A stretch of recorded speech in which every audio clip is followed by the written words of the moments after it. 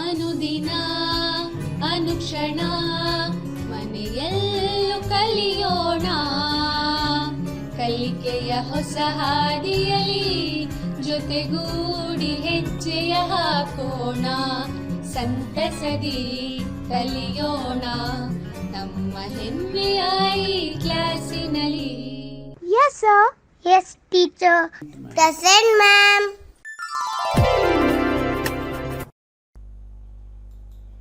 अस्सलाम वालेकुम रहमतुल्लाहि व बरकातहू।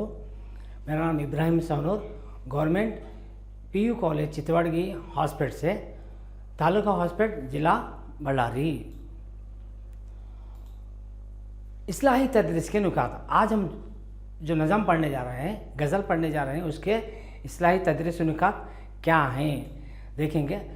गज़ल के मानी पढ़ेंगे इस सबक में, गज़ल के मानी पढ़ेंगे, शायर मीर तकी मीर का तारुफ सुनेंगे, उसके बाद गज़ल की तशरीह होगी और मारूजी सवालात किए जाएंगे और आखिर में जो है सरगर्मियाँ भी किए जाएंगे और लास्ट में घर पर काम भी होगा। इस्लाही तदरीस के नुकात, गज़ल के मानी, शायर मीर तकी मीर का तारुफ, गज़ल की तशरीह, मारूजी सवालात, सरगर्मियाँ और घर पर काम। गज़ल को पहुंचने से पहले हमें चंद तमीज़ी सवालात करना है जिसका आप सही सही जवाब देने की कोशिश करें। हर सवाल के बाद 5 सेकंड का वक्फ़ा आपको दिया जाएगा जिसके उस वक्फ़े में आपको क्या है सोच समझकर जवाब देना होगा। तो पहला सवाल, वो नज़्म जिसमें खुदा की तारीफ़ हो क्या कहलाती है? वो नज़्म जिसमें खुदा की तारीफ़ हो क्या कहलाती है? Very good. वो नज़म जिसमें खुदा की तारीफ़ हो हम्द कहलाती है। बहुत अच्छे बच्चे। तो दूसरा सवाल, वो नज़म जिसमें हुज़ूर सल्लल्लाहु अलैहि वसल्लम की तारीफ़ हो क्या कहलाती है? हाँ, वो नज़म जिसमें हुज़ूर सल्लल्लाहु अलैहि वसल्लम की तारीफ़ हो वो नात कहलाती है। तो तीसरा सवाल, वो नज़म जिसमें हुस्न इश्क की बातें हो क्या कहलाती है? Very good. वो नज़म जिसमें हुस्न इश्क की बातें हो गज़ल कहलाती है। तो अब हम गज़ल पढ़ेंगे। हाँ, गज़ल उर्दू ज़बान की सबसे मशहूर सनफ़े सुख़न है, यानी लिखने का कलाम है। गज़ल उर्दू ज़बान की सबसे मशहूर सनफ़े सुख़न है जिसके लघवी माने औरतों से बातें करना है, यानी लुगात के माने के हिसाब से गज़ल के माने जो हैं औरतों से बातें करना। गज़ल, मगर शायरी में गज़ल से मुराद वो नज़म है, मगर शायरी में गज़ल से मुराद वो नज़म है जिसमें दिली जज्बात और हुस्न इश्क की बातें हों। गज़ल में हुस्न इश्क की बातों के अलावा इस्लाही, सियासी और समाजी मसाइल और ख़यालात को भी कलमबंद किया जाता है। गज़ल में ना सिर्फ हुस्न इश्क की बातें होते हैं बल्कि इस्लाही, सियासी, समाजी मसाइल और ख़यालात को भी जो है कलमबंद किया जाता है, यानी लिखा जाता है। गज़ल की खुसूसियात, गज़ल की क्या खासियत है? गज़ल का पहला शेर मतला कहलाता है। गज़ल का पहले शेर को मतला कहते हैं जिसके दोनों मिसरे हम काफिया और हम रदीफ़ होते हैं। एक शेर में 2 मिसरे होते हैं तो गज़ल का पहला शेर कहलाता है। पहले शेर में दोनों मिसरे हम काफिया और हम रदीफ़ होना ज़रूरी है। जैसे एक शेर है गालिब का, दिले नादा तुझे हुआ क्या है, आखिर इस दर्द की दवा क्या है। ये गालिब का शेर है। इसमें आखिर में आप देख रहे हैं कि क्या है, ये रदीफ़ क्या है, इसमें रदीफ़ जो है क्या और काफिया जो है। रदीफ़ के माने पीछे, काफिया के पीछे आने वाला लफ्ज़। तो गज़ल का पहला शेर किसे कहते हैं? गज़ल का पहले शेर को क्या बोलते हैं? मतला बोलते हैं, जिसके दोनों मिसरे हम काफिया और हम रदीफ होते हैं। गज़ल के आखिरी शेर को मक्ता कहते हैं। गज़ल के आखिरी शेर को, यानी गज़ल के पहले शेर को मतला कहते हैं और आखिरी शेर को मक्ता कहते हैं, जिसमें शायर अपना तखल्लुस इस्तेमाल करता है। शायर अपने नाम के बजाय कलमी नाम में जो इस्तेमाल करता है वो आखिरी शेर में होता है, जिसकी वजह से उसको मक्ता कहते हैं। जैसे मिर्ज़ा असदुल्ला खान नाम और गालिब तखल्लुस, जैसे कि आपको मालूम है मिर्ज़ा असदुल्ला खान उनका नाम है और ये लिखने में अपना नाम क्या इस्तेमाल करते हैं, गालिब। एक मिसाल है यहाँ पर एक शेर मक्ते की, मैंने माना कि कुछ नहीं गालिब, मुफ्त में हाथ आए तो बुरा क्या है। तो ये आखिरी शेर में गालिब जो उनका नाम आया है वो उनके तखल्लुस है। गज़ल के सबसे अच्छे शेर को, गज़ल का मतला मालूम हुआ, गज़ल का मक्ता मालूम हुआ, अब गज़ल के सबसे अच्छे शेर को बैतुल गज़ल कहा जाता है। एक 5 अशार 6 अशार 7 अशार की जो गज़ल होती है उसमें सबसे अच्छा जो शेर आता है उसे बैतुल गज़ल कहते हैं। बैतुल गज़ल के माने उस गज़ल की जान, सबसे अच्छा शेर। अब आपको एक सरगर्मी कराई जाएगी। आपने पढ़ा कि गज़ल किसे कहते हैं।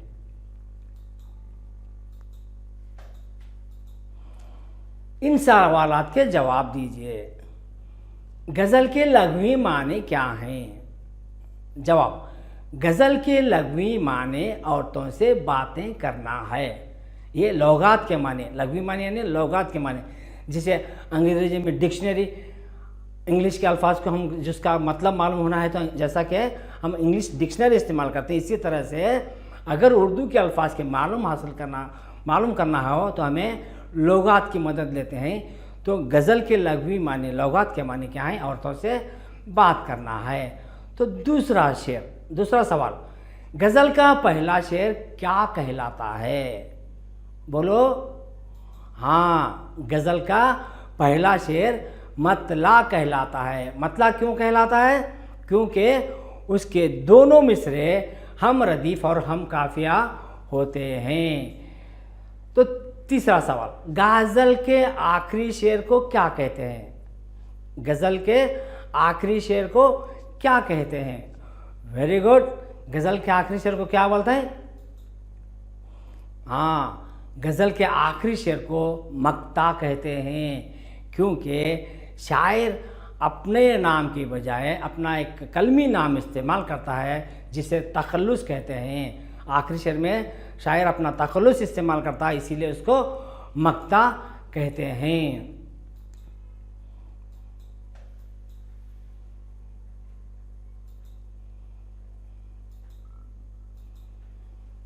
तो अब हम मीर तकी मीर का तारुफ पढ़ेंगे।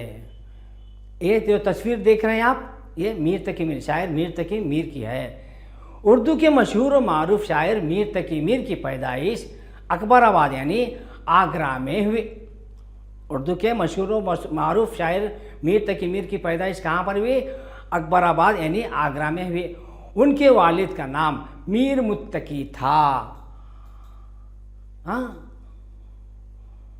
मीर तकी मीर उर्दू शेर और अदब के तमाम असनाफ में तमाम आजमाई की। मीर तकी मीर उर्दू अदब के तमाम असनाफ में तबाह आजमाई की, यानी हमद लिखे, नात लिखे, रुबाई लिखे, कसीदा लिखे, कथा लिखे, मरसिया, तमाम इन असनाफ में जो है इन्होंने अपनी तबाही आजमाई की, यानी लिखना शुरू किया। मगर मीर तकी मीर की पहचान उर्दू गज़ल से होती है। गज़ल गोई में इनका मर्तबा बहुत बुलंद है। इनकी पहचान जो है गज़ल से ही होती है, क्योंकि इनका मर्तबा जो है गज़ल गोई में सबसे ऊंचा मर्तबा है। आपको गज़ल का इमाम भी कहा जाता है।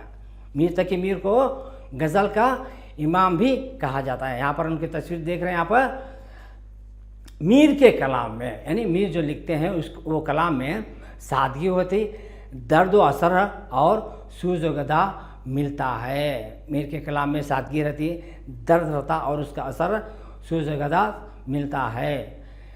मीर तकी मीर दुनिया में खुदाए सुकून के लक़ब से जाने जाते हैं। मीर तकी मीर जो है दुनिया में, पूरी दुनिया में जो है उन्होंने खुदाए सुकून के लक़ब से जाने जाते हैं। ज़िक्र मीर उर्दू शोरा का तस्करा और नुकातुल शोरा आपकी अहम तसानीफ़ हैं, यानी इनके लिखे हुए मजमूए हैं। कौन से? ज़िक्र मीर, उर्दू शोरा का तस्करा और नुकातुल शोरा आपकी अहम तसानीफ़ हैं लिखे सो। तो अब एक सरगर्मी, जोड़ लगाने की सरगर्मी करेंगे। तो पहला अलिफ और बे को जोड़ना है। मीर तकी मीर की पैदाइश, अलिफ को बे से जोड़ना है। ये सवाल आता है। मीर के वालिद का नाम आपको बताना होगा। और तीसरा जो है मीर तकी मीर का लक़ब, और चौथा जो है मीर की अहम तसानीफ़। अलिफ को आप बे से जोड़ना होगा। मीर तकी मीर की पैदाइश, मीर तकी मीर के वालिद का नाम, मीर तकी मीर का लक़ब, मीर की अहम तसानीफ़। यहाँ पर बे सही जोड़ नहीं है, आपको सही जोड़ करके बताना होगा।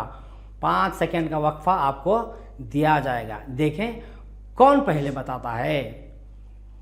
हाँ, इसका सही जवाब है, इसके सही जवाब क्या है? अलीफ में और बे को जोड़ने के बाद मीर तकी मीर की पैदाइश, मीर के वालिद का नाम, मीर तकी मीर का लक़ब और उनकी अहम तसानीफ़। मीर तकी मीर की पैदाइश कहाँ हुई? आगरा में हुई। मीर के वालिद का नाम क्या था? मीर मुत्तकी था। मीर के लक़ब क्या थे? खुदाए सुखन। और मीर की अहम तसानीफ़ जो है ज़िक्र मीर और नुकातुश शौरा। बहुत अच्छे बच्चे, अब हम गज़ल पढ़ेंगे जिसके लिखने वाले शायर हैं मीर तकी मीर। सफ़ा नंबर 55। ये शायर की तस्वीर है जो आपको तस्वीर में दिखाई दे रही है। उल्टी हो गई सब तदबीरें, कुछ न दवा ने काम किया। ये गज़ल का पहला शेर है जिसे हम मतला कहते हैं। उल्टी हो गई सब तदबीरें, कुछ न दवा ने काम किया। देखा इस बीमारी दिल ने आखिर काम तमाम किया। अहदे जवानी रो रो काटा, पीरी मिली आंखें मोंद। यानी रात बहुत थे जागे, सुबह हुई आराम किया। यानी रात बहुत थे जागे, सुबह हुई आराम किया। नाहक हम मजबूरों पर ये तोहमत है मुख्तारी की। चाहते हैं सो आप करें हैं, हमको अबस बदनाम किया। चौथा शेर, यहाँ के सफ़ेदो सिया में हमको दखल जो है सो इतना। यहाँ के सफ़ेदो सिया में हमको दखल जो है सो इतना। रात को रो रो सुबह किया और दिन को ज्यों तू शाम किया। गज़ल का आखिरी शेर जिसे मक्ता कहते हैं। मीर के दीन व मजहब को अब पूछते क्या हो उनने तो। मीर के दीन व मजहब को अब पूछते क्या हो उनने तो। कशका खींचा दैर में बैठा, कब का तर्के इस्लाम किया। आपने गज़ल सुना तो अब उसकी तशरीह की जाएगी। पहला शेर जिसे हमें मतला कहते हैं। उल्टी हो गई सब तदबीरें, कुछ न दवा ने काम किया। देखा इस बीमारी दिल ने आखिर काम तमाम किया। तो इस शेर में आने वाले अल्फाज के माने देखेंगे। सबसे पहले तदबीर है। तदबीर के माने क्या है? कोशिश या इलाज। बीमारी है दिल, दिल की बीमारी या इश्क का रोग। काम तमाम करना, मार डालना। तो इस शेर की तशरीह इस तरह से है। शायर पहले शेर मतला में, शायर मीर तकी मीर मतले में कहते हैं कि मैं इश्क की बीमारी में मुब्तला हूँ। इस बीमारी के इलाज के लिए जितने भी तदबीरें की वो सब नाकाम हो गई। शायर जो है ने इसकी बीमारी में मुब्तला हो गए हैं। जितने भी इलाज कराओ वो तमाम इलाज क्यों जो करा रहे हैं वो सब जो है ने नाकाम हो गई। कोई भी तदबीर उनको कारगर न हुई, यानी वो कोई तदबीर उनका इलाज जो है उनका सही तरीके से हो ना सका। आखिर क्या हुआ कि इस दिल की बीमारी ने आखिर उनका काम तमाम कर जाना, यानी उनको मार डाला। दूसरा शेर, अहदे जवानी रो रो काटा, पीरी मिली आंखें मोंद, यानी रात बहुत थे जागे, सुबह भी आराम किया। तो सबसे पहले इस शेर में आने वाले मुश्किल अल्फाज के माने जानेंगे। अहदे जवानी, जवानी का ज़माना, पीरी, बुढ़ापा, आंखें मूंद लेना, आंखें बंद कर लेना। तो दूसरा शेर है, अहदे जवानी रो रो काटा, पीरी में ली आंखें मौत, यानी रात बहुत थे जागे, सुबह हुई आराम किया। इस शेर की तशरीह इस तरह है, जवानी का आलम शायर ने रो रो कर गुजार दिया। जवानी के आलम में क्या है कि शायर अपनी पूरी जवानी रो रो कर गुजारा, अब जब बूढ़े हुए तो आंखें जो है मूंद ली, यानी जैसे रात भर कोई जागता है और सुबह होते होते सो जाता है। तीसरा शेर, ना हक हम मजबूरों पर, ये तोहमत है मुख्तारी की, चाहते हैं इसो आप करे, हमको अबस बदनाम किया। ये तीसरा शेर है। इसके अल्फाज माने देखेंगे। इसमें पहले तोहमत यानी इल्ज़ाम, मुख्तार यानी इख्तियार रखने वाला मालिक, अबस बेकार बेसबब। तो तीसरा शेर, उसकी तशरीह देखेंगे। शायर अपने गज़ल के तीसरे शेर में कहते हैं कि मैं अपने महबूब से मुखातिब होकर कहते हैं कि महबूब हम पर ये इल्ज़ाम लगा रहा है कि हम मुख्तार हैं, यानी हम मुख्तार हैं, हम जो चाहे हम कर सकते हैं, मगर हकीकत इसके बरअक्स है। हकीकत में यह है, उसके खिलाफ है। दरअसल वो अपनी मनमानी करते हैं और नाहक जो है हमें बदनाम किया जा रहा है, हमको अबस बदनाम किया, बेकार में हमको बदनाम किया जा रहा है। तो गज़ल का चौथा शेर, यहाँ के सफ़ेदोसिया में हमको दखल जो है सो इतना है, रात को रो रो सुबह किया और दिन को जूं तू शाम किया। तो सबसे पहले चौथे शेर में आने वाले मुश्किल अल्फाज जो हैं, यहाँ यानी यहाँ, सफ़ेद यानी सफ़ेद और उजला, सिया यानी काला या सिया, जूं तू यानी जूं तो जिस तरह भी हो सके, निहायत मुश्किल से, बड़ी मुश्किल से जो काम करता है ना उसे ज्यों त्यों करता। चौथे शेर की तशरीह इस तरह से है।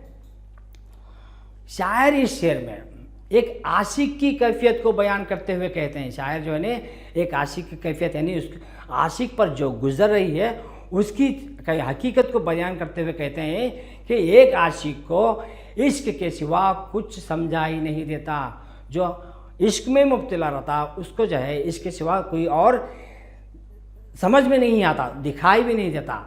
उसी ज़िंदगी के उतार चढ़ाव से कोई सरोकार नहीं, यानी कोई मतलब नहीं है। ज़िंदगी में क्या उतार चढ़ाव उसके बारे में वो बिल्कुल सोचता नहीं। ठीक इसी तरह शायर को भी इस दुनिया के नशे व फराज से कोई वास्ता नहीं। जिस तरह आशिक अपने इश्क में इस तरह डूबा होता है कि वो ज़िंदगी के उतार चढ़ाव को नहीं पहचान सकता, उसी तरह शायर मीर तकी मीर भी इस दुनिया के उतार चढ़ाव से कोई वास्ता नहीं रखते। उनको कोई इस वास्ते इसका मतलब ही नहीं है। और वो एक आशिक की तरह रात भर रो रो कर गुजार देता है। जैसे आशिक का अपनी बीमारी में जो है, जो बीमारी उसको लगी रहती है, उसकी बीमारी में वो रात भर रो रो कर गुजार देता है, यहाँ तक कि सुबह भी हो जाती, शाम का इंतज़ार करता है ताकि फिर रात भर जो है वो सो सके। शेर नंबर 5, आखिरी शेर मक्ता, जिसमें शायर अपना तखल्लुस इस्तेमाल करते हैं। मीर के दीन और मजहब को अब पूछते क्या हो उनने, तो कशका खींचा दैर में बैठा, कब का तर्के इस्लाम किया। ये आखिरी शेर है। इसके अल्फाज माने, मुश्किल अल्फाज के माने देखेंगे। कशका यानी एक टीका जो मजहबी अलामत के तौर पर पेशानी पर लगाया जाने वाला निशान। दैर यानी मंदिर, तर्क करना छोड़ देना। तो आखिरी शेर के तशरीह देखेंगे। मीर के दीन और मजहब को अब पूछते क्या हो उनने, तो कश का खींचा, दैर में बैठा, कब का तर्क इस्लाम किया। इसकी तशरीह इस तरह से है। शायर मीर तकी मीर गज़ल के आखिरी मक्ते में कहते हैं कि आए लोगो, शायर जो है लोगों से मुखातिब होकर कह रहे हैं कि मीर के मज़हब को ताल्लुक़ से मत पूछो, क्योंकि मीर की पहचान उसकी मज़हब नहीं है, उसकी पहचान तो वो खुद है, किसी मज़हब से वो ताल्लुक़ नहीं रखते, चाहे वो टीका लगाकर मंदिर में बैठे या मस्जिद में। मीर की तो पहचान वो खुद है, हाँ पहचान तो खुद है, न कि उसका मज़हब। क्योंकि अगर इंसान की पहचान सिर्फ उसके दीन और उसके मज़हब से होती है तो ऐसे दीन और मज़हब की इनको कोई ज़रूरत नहीं। तो आप गज़ल के पाँचों अशआर की तशरीह सुने। अब जो है चंद एक अल्फाज माने हैं, उनको आप समझने की कोशिश करेंगे। काम तमाम करना, मार डालना। दूसरा है अबस, अबस के माने बेकार। तीसरा है मोंद लेना, बंद कर लेना। चौथा है तहमत यानी इल्ज़ाम लगाना। पांचवा दैर यानी गिरजा घर, जिसे हमें मंदिर कहते हैं। पीरी बुढ़ापा, कश का टीका, नाम मजहबी अलामत के तौर पर पेशानी पर लगाया जाने वाला निशान। तो चंद एक सवालात मैं आपको पूछूंगा, आपने गज़ल तो गौर से सुनी, अब चंद एक सवाल आपको पूछ रहा हूँ, उसके जवाब जो है फ़ौरन देना। तदबीरें सब क्या हो गई? पहला सवाल क्या है? तदबीरें सब क्या हो गई? Very good.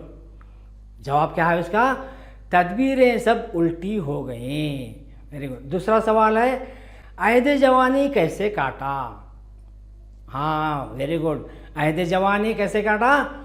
अहद जवानी रो रो काटा। तीसरा सवाल है मजबूरों पर कैसी तोहमत आयद की गई है? मजबूरों पर कैसी तोहमत आयद की गई? हाँ जवाब है मजबूरों पर मुख्तारी की तोहमत आयद की गई। तो इसी तरह से चौथा सवाल रात को जागे तो सुबह क्या किया? आपने सुना नहीं? रात को जागे तो सुबह क्या किया? Very good. रात को जागे तो सुबह आराम किया। पांचवा सवाल है मीर ने मजहब को छोड़ क्या किया? मीर ने मजहब को छोड़ क्या किया? मीर अपने मजहब को छोड़कर माथे पर टीका लगाया और मंदिर में बैठ गए। सरगर्मी इन अल्फाज के अजदाद बताइए। आपको अजदाद बताना है। मजबूर मुख्तार, दूसरा सफ़ेद सियाह, पीरी जवानी, सुबह शाम, ये इनके अल्फाज के अजदाद हैं। दैर हरम, सुबह शाम। इन मिसरों को मुकम्मिल कीजिए। यहाँ पर चंद मिसरे हैं, उनको क्या करना है? मुकम्मिल करना है। अहद जवानी रो रो काटा, अहद जवानी रो रो काटा। जवाब क्या है? पीरी में आंखें मोंद। हाँ दूसरा जो है रात को रो रो सुबह किया, रात को रो रो सुबह किया और दिन को ज्यों तू शाम किया। तीसरा है मीर के दीनों मजहब को अब पूछते क्या हो उनने तो। आखिर में है कशका खींचा, दैर में बैठा, कब का तर्के इस्लाम किया। इन अल्फाज के वाहिद लिखिए। एक और सरगर्मी है आपके पास, अदियान। यहाँ पर पहला लफ्ज़ जो है जमा है, आपको उसका वाहिद बताना है। पहला लफ्ज़ क्या है? अदियान है, जमा है, उसका आपको वाहिद बताना है। अदियान दीन, मजाहिब मजहब, मजबूरियाँ मजबूर, आँखें आँखें, तदबीरें तदबीर, हाँ मंदिरों मंदिर। तो अब रातें रात, ये जो है ना इन अल्फाज के वाहिद हैं। मुख्तार मुख्तार, पहला लफ्ज़ क्या है? मुख्तारों, और दूसरा जो है मुख्तार। इसके बाद जो है ने आपको एक घर पर काम दिया जाएगा। गौर से सुने, इन सवालात को आप अपने नोटबुक में नोट करके उसके जवाबात लिखकर आप अपने उस्ताद या उस्तानी साहबा को दिखाकर इनकी जांच करा लें। तो पहला सवाल है, तदबीरें सब क्या हो गईं? लिख लो, नोट कर लो, तदबीरें सब क्या हो गईं। दूसरा सवाल, अहद जवानी कैसे काटा? अहद जवानी कैसे काटा? नोट कर ले रहे हैं आप? हाँ, वेरी गुड। पहला सवाल, तदबीरें सब क्या हो गई? दूसरा, अहद जवानी कैसे काटा? तीसरा, रात को जागे तो सुबह को क्या किया? रात को जागे तो सुबह को क्या किया? हाँ, वेरी गुड। चौथा सवाल है, मीर ने इस गज़ल के मक्ते में किस ख्याल का इजहार किया है? लिख लिए? हाँ, और एक बार पढ़ो तो सवालात। तदबीरें सब क्या हो गई? पहला सवाल। दूसरा सवाल, अहद जवानी कैसे काटा? तीसरा जो है, रात को जागे तो सुबह को क्या किया? मीर ने इस गज़ल के मक्ते में किस ख्याल का इजहार किया है? आपको इन तमाम सवालात को नोट कर लेकर इनके जवाबात खुशखत लिखकर अपने उस्ताद या उस्तानी से चेक करा लें। सही जवाबात हैं तो सही है, अगर कुछ में कुछ गलती हो तो अपने उस्ताद से जो है उसको दुरुस्त करा लें। तो इसके बाद मैं अब विदा लेता हूँ। अस्सलाम वालेकुम, खुदा हाफिज़।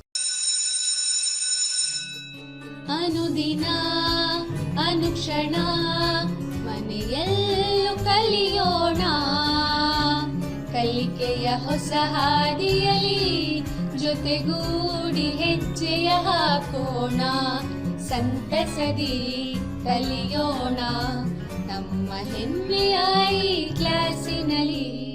Yes, sir. Yes, teacher. Present, ma'am.